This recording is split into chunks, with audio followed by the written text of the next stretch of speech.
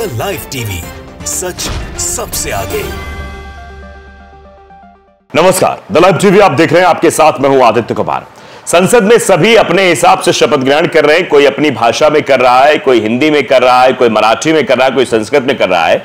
लेकिन असदुद्दीन ओवैसी ने जो भाषा शपथ ग्रहण किया और शपथ ग्रहण जिस भाषा में किया, उस भाषा की चर्चा अब जोर शोर से हो रही है। उसमें जो बोला है उसकी भी चर्चा हो रही है। दरअसल जय भीम के बाद उन्होंने जय फिलिस्तीन कहा और उसके बाद ये चर्चा जोर शोर से होने लगी कि फिलिस्तीन की बातें कह दी और कहा जा रहा है कि वहां पर जो संघीय विचारधारा के लोग थे और जो इजराइल का समर्थन कर रहे थे, उनके जरूर छाती पर सांप लौट गया होगा, क्योंकि जिस तरीके की बात कही गई असदुद्दीन ओवैसी के द्वारा वो सुनने लायक है। जरा आप सुनिए और समझिए। जय भीम की बात यानी संविधान की भी बात करते हुए उन्होंने सीधे तौर पर फिलिस्तीन की भी बात कह दी और फिलिस्तीन जिंदाबाद का नारा भी लगा दिया उसी मंच से जहां से वो शपथ ले रहे थे। आप देखिए, जरा सुनिए, समझिए। नहमदुहु व नुसल्ली अला रसूलिल करीम, अम्मा बाद, फ़ाऊज़ु बिल्लाहि मिनश शैतानिर रजीम, बिस्मिल्लाहिर रहमानिर रहीम। जय भीम, जय मीम, जय तेलंगाना, जय फ़लस्तीन, तकबीर, अल्लाहु अकबर। श्री असदुद्दीन।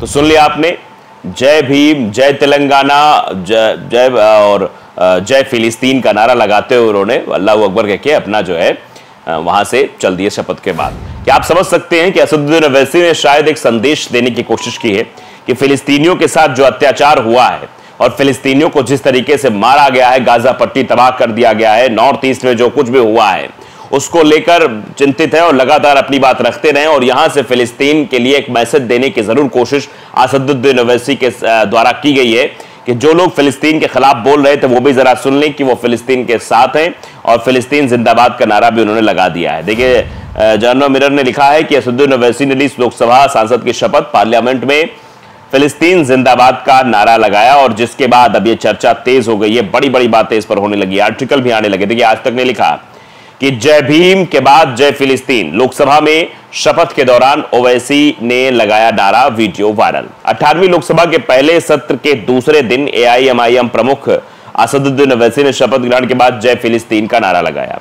शपथ के बाद उन्होंने सबसे पहले जय भीम बोला, इसके बाद जय भीम, जय तेलंगाना और जय फिलिस्तीन का नारा लगाया। शपथ के बाद यह नारा लगा और ओवैसी ने 5वीं बार लोकसभा सांसद के रूप में, सदस्य के रूप में शपथ ली है। इस दौरान उन्होंने कहा कि मैं भारत के हाशिए पर पड़े लोगों के मुद्दों को ईमानदारी से उठाता रहूंगा, लेकिन फिलिस्तीन को लेकर लगाए गए नारे के बाद सियासत जरूर गर्मा गई है। इसके बाद सभापति ने इसे रिकॉर्ड से भी हटा दिया है। आप समझिए, इसे रिकॉर्ड से हटाने का सीधा मतलब है कि भैया कहीं ना कहीं मिर्ची कुछ लोगों को जरूर लगी है। शपथ के दौरान जय फिलिस्तीन का नारा लगाने के बाद सियासत शुरू हो गई। जब ओवैसी से पूछा गया कि आपने जो नारा दिया उसका विरोध हो रहा है, इस पर एआईएमआईएम प्रमुख ने जवाब दिया कि किसने क्या कहा, क्या नहीं कहा, सब कुछ आपके सामने है। मैंने सिर्फ इतना कहा कि जय भीम, जय मीम, जय तेलंगाना, जय फिलिस्तीन। साथ ही कहा कि सबने क्या क्या कहा वो भी सुनिए। ओवैसी ने कहा कि ये कैसे खिलाफ है, संविधान में प्रावधान दिखाएं कि ये खिलाफ कैसे है।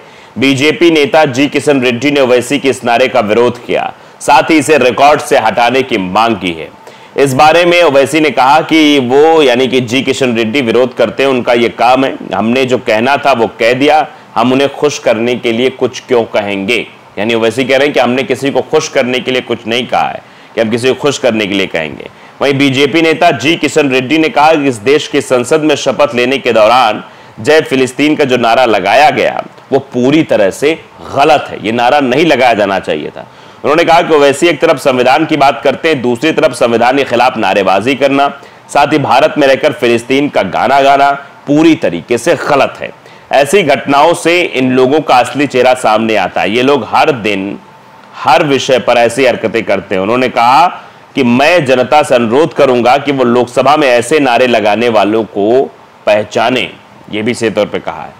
बता दें कि 18वीं लोकसभा के पहले दिन यानी 24 जून को प्रधानमंत्री मोदी समेत कुल 262 नवनिर्वाचित सांसदों ने शपथ ली थी, जबकि शेष सांसदों का शपथ ग्रहण आज हो रहा है। वहीं लोकसभा स्पीकर पद को लेकर सत्ता पक्ष और विपक्ष के बीच घमासान भी देखने को मिल रहा है, तगड़ा घमासान ये देखने को मिल रहा है। आम सहमति न बनने पर दोनों गठबंधन यानी एनडीए इंडिया ब्लॉक ने अलग अलग उम्मीदवार मैदान में उतारे हैं। 26 जून यानी कल लोकसभा की कार्यवाही शुरू होने के साथ प्रोटेम स्पीकर अगले अध्यक्ष का चुनाव करने के लिए मतदान कराएंगे। राजस्थान के कोटा से 3 बार के सांसद ओम बिरला, केरल के मवेलिकारा से 8 बार के सांसद कोडेन्कुल सुरेश के बीच सीधा मुकाबला होना है। ओम बिरला एनडीए के तो सुरेश इंडिया ब्लॉक के कैंडिडेट हैं और इन दोनों के बीच अब अध्यक्ष पद को लेकर कड़ा मुकाबला देखने को मिल सकता है और कल संसद में और भी कई चीजें होती हुई दिखाई पड़ सकती हैं। अब ओवैसी के इस नारे को लेकर विरोध तो हो ही रहा है। भारतीय जनता पार्टी के नेता विरोध कर रहे हैं कि इस तरीके से जय फिलिस्तीन नहीं बोलना चाहिए। अब भारत में तो भारत की जय जयकार करनी चाहिए, आप फिलिस्तीन की जय जयकार कर रहे हैं, इस तरीके से विरोध हो रहा है। लेकिन कुछ लोग हैं जो लिख रहे हैं, इंडिया अगेंस्ट हेज लिख रहे हैं कि जय हिंद, जय फिलिस्तीन, जय मीम, जय भीम, यही बात कही थी। जय भीम, जय मीम, जय तेलंगाना और जय फिलिस्तीन, ये बात कही गई थी। अंकित सिंह लिख रहे हैं इसको वहीं भेज दो। कुछ लोग हैं जो इस तरीके के भी रिएक्शन करते हैं कि हाँ भैया ये फिलिस्तीन की जय जयकार करा है तो इसको फिलिस्तीन ही भेज दिया जाए। मोहम्मद मुकीम फारूकी लिख रहे हैं कि बहुत मुबारक सदर साहब असदुद्दीन ओवैसी, संघियों को उन्हीं की भाषा में जवाब देना कोई आपसे सीखे। संसद भवन इन संघियों के लिए ट्रोल का अड्डा बन गया है, हमेशा ट्रोल करने आते हैं और लाल करवा कर वापस चले जाते हैं। इसी तौर पे कहा जा रहा है कि ट्रोल का अड्डा बना लिया है इन लोगों ने और ये देखिए कैसी चीजें दिखाई दे रही हैं। सतीश चंद्र झा लिख रहे हैं कोई संसद जिंदा है जो इजराइल जिंदाबाद कहे, मतलब कोई सांसद ऐसा है जो कहे। अभी लिख रहे हैं जय भीम, जय फिलिस्तीन, मियाँ भाई की झलक सबसे अलग, अकबर अहमद है। मतलब इस तरीके से लोग समर्थन देते हुए भी नजर आ रहे हैं। कुछ लोग समर्थन दे रहे हैं, कुछ लोग सवाल खड़ा कर रहे हैं कि इस तरीके की भाषा का इस्तेमाल नहीं करना चाहिए। तनवीर अहमद लिख रहे हैं लेकिन ये बूढ़ा अवधेश प्रसाद ओवैसी साहब पर हाथ से क्या इशारा कर रहा है। मतलब लास्ट में जब वो जा रहे थे ओवैसी साहब तो कुछ इशारा कर रहे थे हाथ से अवधेश प्रसाद। ये अनस्टॉपेबल इंडियन लिखा है, ये यह लगा क्या होगा, इजराइल तो खोद रहा है रोज। कौशल किशोर लिख रहे हैं फिलिस्तीन का बीज भारत आ गया है, फसल जल्द तैयार होगी। यानी इस तरीके से भी लोग कह रहे हैं, मतलब रिएक्ट कर रहे हैं, अपने अपनी चीजें कह रहे हैं, बातें रख रहे हैं। तो सोशल मीडिया पर चीजें होती हैं। सलीम बेग लिख रहे हैं दिल खुश हो गया असदुद्दीन ओवैसी साहब ने जिस तरह हलफ बर्दारी ली, पार्लियामेंट के अंदर कोई जवाब नहीं, सानी भी नहीं पूरी संसद में। जिंदा और ज़रूरतमंद इंसान हमेशा तारीख ही लिखा करते हैं, मतलब तारीख लिखा करते हैं।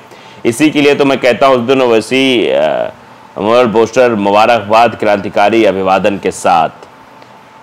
अब एक हिंदू नाम के एक आए हैं, इनका भी जरा आप देखिए कि एक्स पर कैसा इनका रिएक्शन रहता है। लिखते हैं गाजा आतंकवादियों की जमीन है, इस आदमी ने भारत के संविधान का अपमान किया है। ये कहा जा रहा है कि इसने संविधान का अपमान किया है, इसके खिलाफ कार्रवाई होनी चाहिए। फिलहाल वो पार्ट जो है वो हटा दिया गया है जिस पार्ट में जय भीम, जय मीम और जय फिलिस्तीन बोला गया है, तेलंगाना जय तेलंगाना भी बोला गया है। फिलहाल इसको लेकर चर्चा हो रही कि फिलिस्तीन का जिक्र किया है। फिलिस्तीन में आपने देखा था किस तरीके से इजराइल ने वहां पर अत्याचार किया, लोगों को मारा, उनकी पहले जमीनी छीनी। इसका इतिहास बहुत लंबा है, हमने डिटेलिंग चीजें आपको बताई हैं। लेकिन जिस तरीके से फिलिस्तीन की आवाज को एक बार भारत ने फिर से जिंदा करने की कोशिश ओवैसी ने की है, उसको लेकर अब कई तरह के सवाल भी खड़े होने लगे हैं। द लाइव टीवी को अगर आपने सब्सक्राइब नहीं किया जरूर करिए, बेल आइकन दबाइए ताकि सच खबर आप तक पहुंचती रहे। नमस्कार। द लाइव टीवी, सच सबसे आगे।